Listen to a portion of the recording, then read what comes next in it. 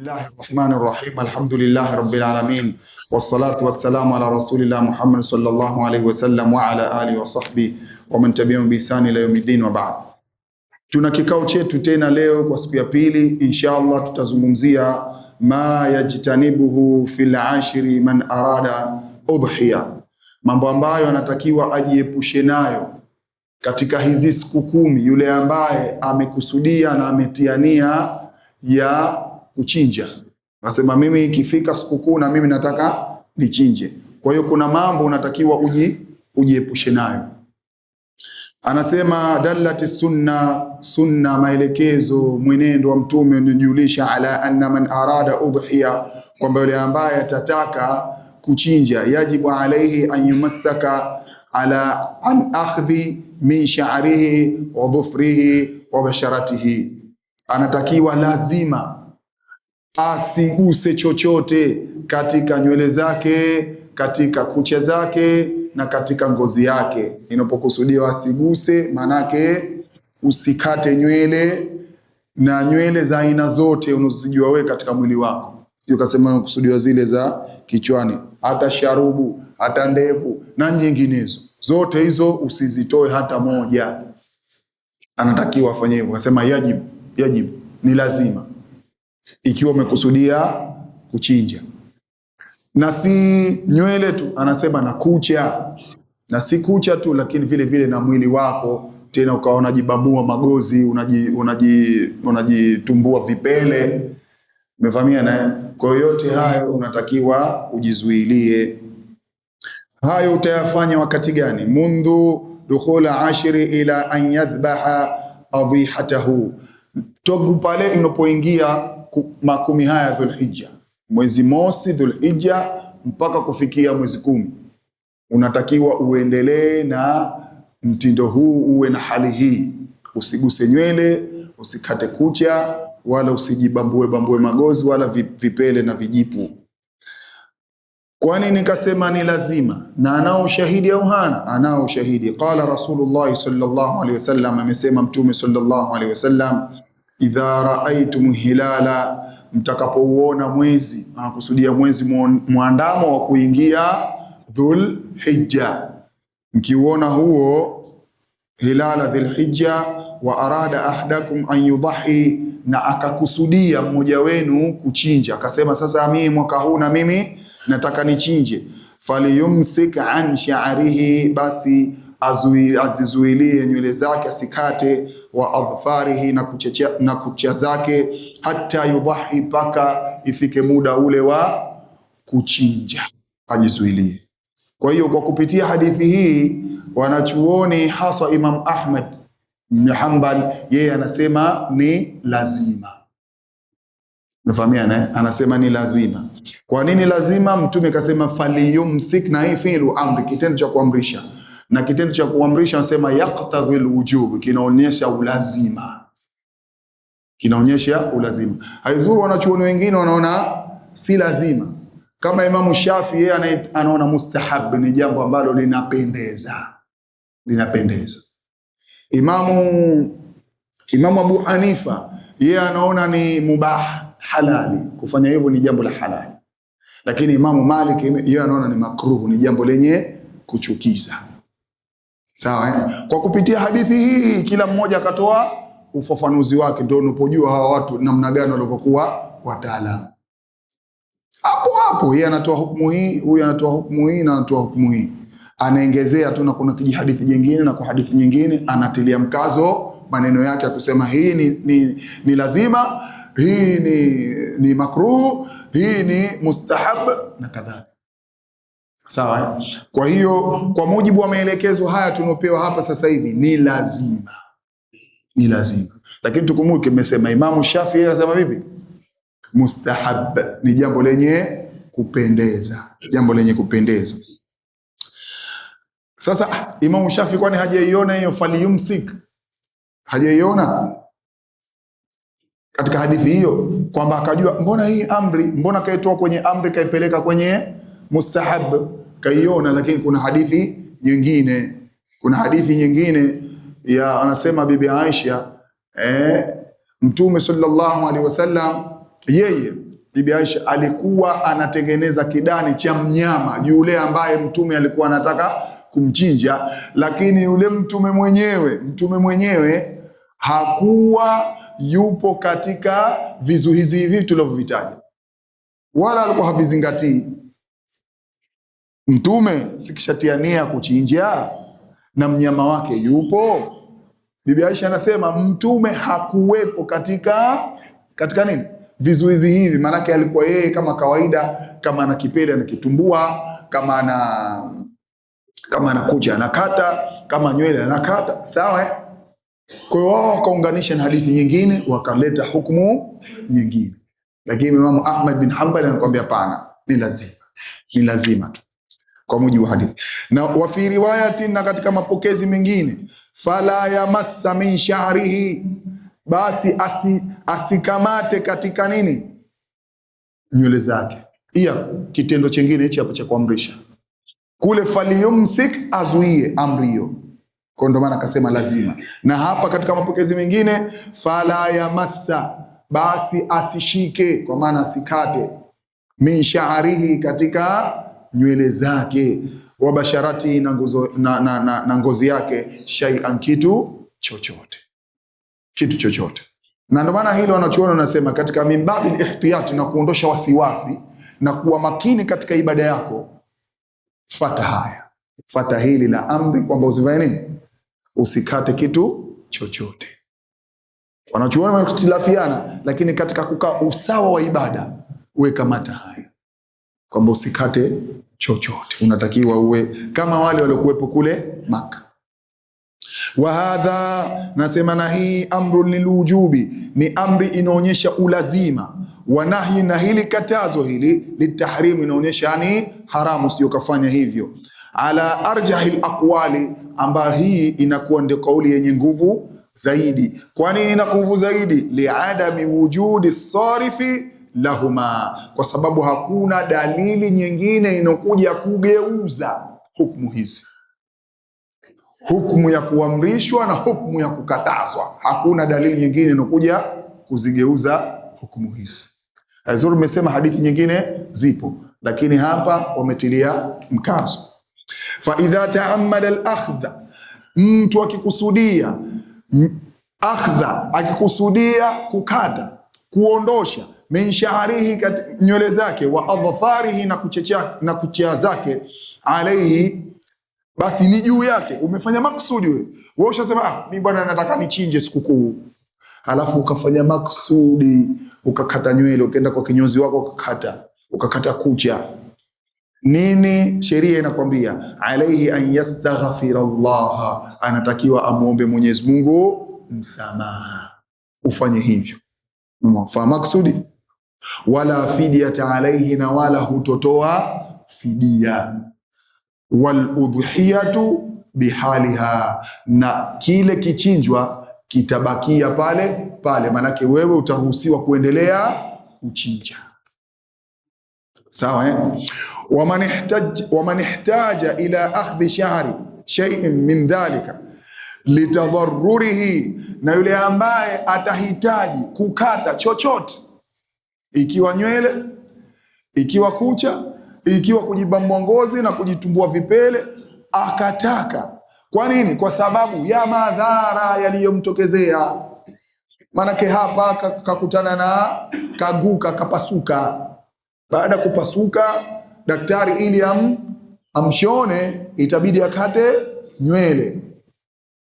Sawa. Mwingine anajipu ambalo linapita, tunasema linamtia homa, na ikakusudia kuchinja. Kwa hiyo madhali anapata madhara, anatakiwa lile jipu afanye, alitumbua, alisafishe, aendelee. Anasema fala ba'sa wala shay'in alayhi, hakuna kosa kwenda kukata nywele hizo au kutumbua jipu hilo na mfano wake, na kukata kucha hizo, hakuna tatizo lolote. Kwa sababu gani? Kwa sababu kile kitu uliokibakisha kinakuletea madhara, na sheria inasema, kanuni inasema ad-dararu yuzal, madhara yanaondoshwa, maslahi yanawekwa pembeni endapo kama kuna madhara. Na jana hapa tulizungumza darasa yetu wa magharibi kwamba ikiwa wewe unaswali na unamuona mtoto mbele yako hapo anataka kutubukia, usije ukasema hii ibada ya Mungu fardhi hii hapa, mimi unaendelea na Allahu Akbar. Hapana, lile dhara liko mbele yako liondoshwe. Wewe kuna maslahi hapo unayafanya ya kuswali, swala ya jamaa, swala ya fardhi, lakini unatakiwa usiendelee. Baba yako anakuita, mama yako anakuita, utaangalia na unajua ile hali yake, yuko hali gani. Mzee anakuita na unajua yuko hali gani, na unaswali fardhi ndani nyumbani kwako, nyumbani kwenu, unatakiwa madhali ushajua hali ya mzee, katisha swala yako ya fardhi, hakikisha lile dhara halimkuti pale mzee, na pengine unaswali chini yake. Kwa hiyo tena unamuona ile anaanguka ile, na akianguka atovuanguka hapa ataumia. Maana mzee, tulia mzee, acha kwanza nikamilishe mambo ya Allah kwanza. Wewe kama utakufa baadaye hakuna tatizo. Hivyo si adhararu yusa. Anasema kanuni nyingine, anasema wakati wa madhara, anasema inda dharura tuhdharu almahdhura. Wakati wa dharura, ile yale yaliyokatazwa yote yanawekwa pembeni. Wa inda dharura turtafa'u alahkam. Na wakati wa dharura inapotokezea, hukumu huondoshwa. Ikishakutokezea dharura, hukumu huondoshwa, ile hukumu haifanyi kazi. Utatakiwa utumie namna ya kujiokoa hapo, namna ya kujiweka sawa katika mazingira kama hayo. Kwa hiyo inasemwa hapa kwamba wewe utakuwa huna tatizo, unatakiwa uendelee ikiwa kuna madhara. Waman akhadha min sha'rihi au dhufrihi li'adami iradatihi al-adhiya thumma aradaha, na yule ambaye atatoa nywele zake au kucha zake, sawa, atakashatoa nywele zake au kucha zake. Kwa nini kafanya hivyo? Kwa sababu mimi sitaki kuchinja, sijatia nia kuchinja. Thumma aradaha, kisha akataka kuchinja. Yeye tupo katika, kama mfano wengine washatia nia tangu jana, mimi nataka kuchinja. Lakini wewe baada kusikia hichi kikao ukasema hapana, na mimi nataka kuchinja. Je, na jana wewe ulikata nywele, ulifanya hivi. Tufanye hivi ipi mtu kama huyu? Mwanzo alikuwa hataki, lakini baadaye akataka. Amsaka hinaha, atajizuia wakati huo. Kwa hiyo umeingia Dhulhijja, mwezi mosi, Dhulhijja mwezi pili, mwezi tatu, mwezi tano, mwezi saba. Kasadu, nimepata pesa hizi hapa, na mimi bwana ikifika sikukuu nichinje. Lakini huko nimekata nywele, nimekata kucha, nimefanya hivi, sasa itakuwaje? Hapana, wewe unatakiwa uanze kujizuia wakati huu. Wal hukmu mutaalliq bil mudahhi, na hukumu hii inafungamana kwa yule anayetaka kuchinja. Hukumu hii inafungamana kwa yule anayetaka kuchinja. Wal wakilu la yataallaqu bihi nahi, ama wewe uliowakilishwa, hukumu hizi hazikuhusu. Bwana mimi nasafiri bwana, lakini pesa hizi hapa bwana, ikifika siku ya kuchinja nichinjie. Kwa wewe unaosafiri, wewe itakuhusu hukumu ile, lakini wewe ulioachiwa pesa hizo wala haikuhusu. Wewe utaendelea kama kawaida, utakata nywele na kadha na kadha, vote utafanya. Faman dhaha, basi yule ambaye atachinja, an ghairihi, kumchinjia mwingine, biwasiyatin, kwa kuwekea wasia. Kama baba akamwekea wasia mwanawe, mwanangu wewe uhakikishe bwana unanchinjia. Wasia ni saa yuko hai, ni saa amekufa. Na inafaa, kwa sababu inafaa. Yani ufanya hivi, mfano unachinja mbuzi wako mmoja, kondoo wako mmoja, au ng'ombe au ngamia, wanyama hoa wale tunaita, unachinja. Unatiania kichinjwa hichi ni kwa ajili ya familia yangu nzima, sio kwa ajili yako wewe mwenyewe tu. Tena ukitaka kuchinja wawili, watatu, wewe ni mwenyewe, tuna uwezo wako. Lakini unaweza kutiania kwa ajili ya familia yangu yote. Na ukitiania hiyo, usisahau kutia paka kwa wale marehemu, baba, mama, nani sijui wale walokufa, ni hiyo ingize hapo, inakubalika. kwa sababu Mtume sallallahu alaihi wasallam alikuwa akichinja anatiania kwa ajili yake yeye, kwa ajili ya umati wake na kwa ajili ya familia yake. Na katika familia yake wako waliokufa, wanachuoni ndivyo wanavyosema. Kwa hiyo ukitiania bwana, mimi nataka nichinje, huyu ninochinja kwa ajili yangu na familia yangu. Ushataja familia mpaka ule marehemu baba, marehemu babu, marehemu nani, tiania hiyo na wao iwafike sadaka hiyo, huyo mbuzi. Na wakati mwingine Mtume sallallahu alaihi wasallam, sahaba wanasema, anakuja na kondoo wawili walionona wenye mafuta. Hadithi inasifu wale kondoo wanaotoa sadaka Mtume, sio vile vifefefefe ji kubwa, mido kubwa. Usije ukasema utoe kile kondoo kidogo, tafuta yule anonoa na yule wa 200,000 300,000. Sio nataka kuchinja tu natafuta yule kondoo wa 90,000. Kamtafuta yule wa 300,000. Mtume alikuwa anatoa kondoo aina hiyo alionona. Sasa anakuja pale anasema, huyu wangu mimi na umati wangu, nachinja kwa ajili yangu mimi na umati wangu, na kila ambaye hana uwezo wa kuchinja hapa namuingiza. Mtume anasema na huyu wangu mimi na familia yangu, alu Muhammad. Tumefahamiana. Kwa hiyo unaweza kufanya hivyo ukachinjia familia yako. Kwa hiyo ikiwa mtu atachinja, faman dhaha an ghairihi, atamchinjia mwingine, biwasiyatin, kwa usia, au wakalatin, au kwa wakala, ima wasia wa mzee au umewakilishwa tu na rafiki yako, bwana inakurushia pesa hapo bwana mchinjie, sawa. Fahadha la yuhramu alayhi akhdhu shay'in, huyu wakala huyu na huyu alipowasia, si haramu kwake kitu chochote katika kutoa katika nywele zake na kucha chake, anaruhusiwa kutoa. Min sha'rihi wa dhufrihi au basharatihi, au katika ngozi yake. Wa dhahirun nahi, na makatazo haya yalokuja yanaonyesha annahu yahusu sahibul adhiya, kwamba inamhusu yule aliyetia nia ya kuchinja. Wala yaumu zauja, na wala haiwaenei tena akaingia hapo mke, wal auladu, na watoto, wa ghairihim, na wengineo. Maana ushasema bwana, mke wangu nataka kuchinja na nishanunua tayari, lakini yuko bandani huko kwa mfugaji. Kwa hiyo bwana, mimi natakiwa nijizuie, sikate nywele, sikate kucha, na mwili wangu uwe vile vile, na wewe na watoto waambie hivyo hivyo. Ile itakuhusu wewe tu, baba mtu. Wale wengine wote uliowatia pale kwa nia yako, wao haiwahusu. Kwa hiyo hapa ndipo alipomalizia na wakati unachinja unaweza kuchinja mwenyewe. Ikiwa unaweza kuchinja, unatakiwa uchinje mwenyewe. Lakini ikiwa huwezi kumuua paka, huwezi kumuua mende na panya, usije ukachinja.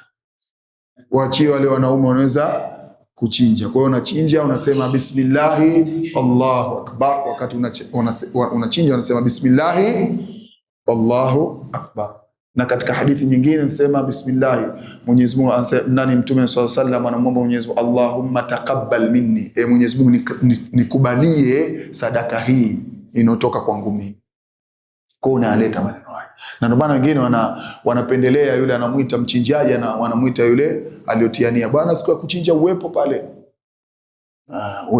na anatia bismillahi Allahu akbar, huyu anachinja. Na anatia bismillahi Allahu akbar, wengine anatia na dua pale, na huku anachinja. Wallahu ta'ala a'la wa a'lam. Aqulu qawli hadha, astaghfirullah li wa lakum, subhanakallahumma wa bihamdik, wa nashhadu an la ilaha illa anta, wa nastaghfiruka wa natubu ilayk. Kesho inshallah tutakuja kipengele cha 3, al-a'malu wat-ta'atu fi 10 min dhil-hijja wa ayyamu tashrik. Matendo ya kufanya katika makumi haya, tuyafanye matendo gani? Inshallah usije ukakosa.